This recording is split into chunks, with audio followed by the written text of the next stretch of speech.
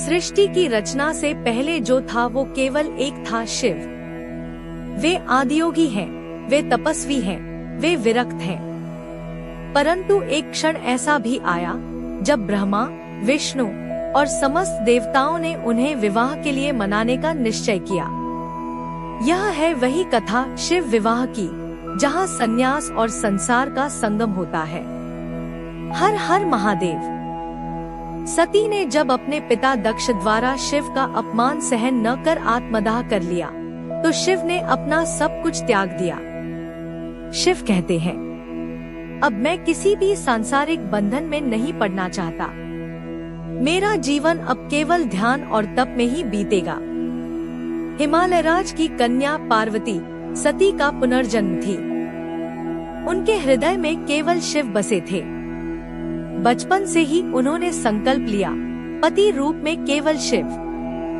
पार्वती कहती है, जब तक मैं महादेव को पति के रूप में प्राप्त न कर लूं, मैं तप करती रहूंगी। देवताओं को ज्ञात था कि तारकासुर का वध केवल शिवपुत्र ही कर सकता है। वे ब्रह्मा और नारद के साथ शिव को विवाह के लिए राजी करने पहुँचे। हे महादेव, यह तपस्विनी कोई और नहीं, स्वयं सती का पुनर्जन्म है, पार्वती। यह ब्रह्मांड की भलाई के लिए है। शिव कहते हैं, यदि यह माँ भवानी की इच्छा है तो मैं उसे स्वीकार करूंगा, परंतु परीक्षा भी तो होनी चाहिए। शिव ने स्वयं एक ब्राह्मण का वेश धारण कर पार्वती से पूछा, तुम किसे वर मांग रही हो? वह तो शवों में रहने वाला, व्याघ्रचर्म धारण करने वाला है। पार्वती कहती है, मुझे उनके स्वरूप से प्रेम नहीं, उनके तत्व से है। वे ही मेरे आराध्य हैं। शिव प्रसन्नता से कहते हैं, जय हो देवी, तुमने मेरी परीक्षा सफलतापूर्वक दी है। अब स्वयं महादेव तैयार हो रहे हैं विवाह के लिए। कैलाश से बारात निकली, पर कैसी बारात! गण कहते हैं, वाह, कैसी अनोखी बारात है ये। शिवजी की जय। पार्वती की माता मैना देवी बारात देखकर घबरा गई।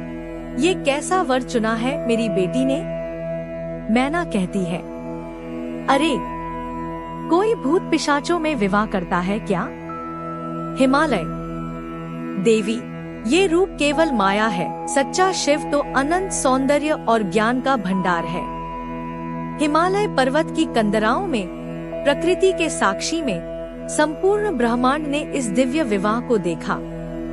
शिव कहते हैं, हे पार्वती, आज से तुम मेरी अर्धांगिनी हो।